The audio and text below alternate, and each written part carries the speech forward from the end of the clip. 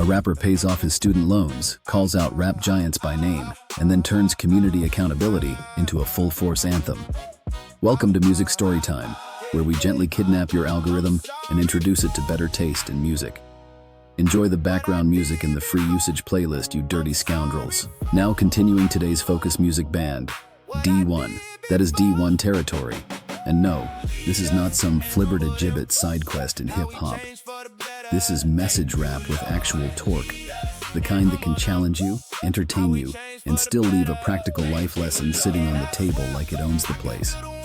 Dee-1 came out of New Orleans with a rare combination: sharp bars, moral clarity, and the willingness to say things out loud that a lot of artists would rather dodge with fog machines and brand deals.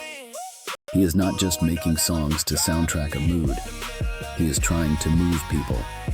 That is a dangerous and fascinating thing in any genre, especially one that often rewards image before substance. Dee-1 keeps showing up with both. Start with Jay, 50, and Weezy, because this is the bold introduction, the track that made a lot of people stop and say, "Wait, who is this?" Writing directly to Jay-Z, 50 Cent, and Lil Wayne is not exactly a shy first impression. But what makes the song interesting is that it is not empty provocation. It is challenge with a purpose. Dee-1 used a big title and a bigger premise to open up a conversation about influence, responsibility, and what rap could be aiming at. If you want to hear the moment he stepped into wider public view swinging, this is the one. Then there is Sallie Mae Back, which might be one of the most satisfying real-life victory laps ever turned into a rap song. Paying off student loans is not the usual stuff of hip-hop legend, which is exactly why this record hits. It takes something millions of people understand and makes it triumphant, catchy, and weirdly inspiring. The song works because the flex is real. Not fantasy chain money, not cartoon wealth, but disciplined, hard-earned freedom. That is a refreshing kind of swagger. It also says a lot about Dee-1 that he could make budgeting sound like a chorus you actually want to shout. And then, Hood Villains, which brings the whole story into sharper focus. This is where Dee-1 turns from personal win and headline-grabbing premise to community confrontation. The title alone tells you he is not here to decorate the problem. He is naming it.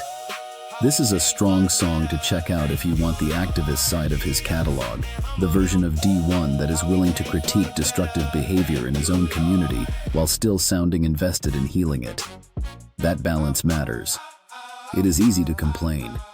It is harder to challenge with love, pressure, and precision at the same time.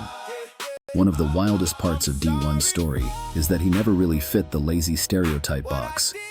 Rapper, yes, but also educator, speaker, professor, activist, and someone who clearly thinks a verse should do more than just strut around the beat wearing sunglasses. That is part of what gives his catalog weight.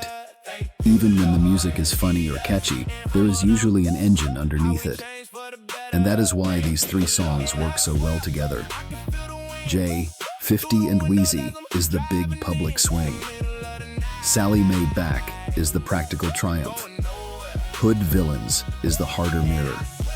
Together they show a rapper who can use wit, confrontation, and lived experience, not just to entertain, but to leave the listener with something sharper than a hook and more useful than noise. Message heat, real talk, and just enough flibber-to-gibbet proof conviction to keep the whole thing moving.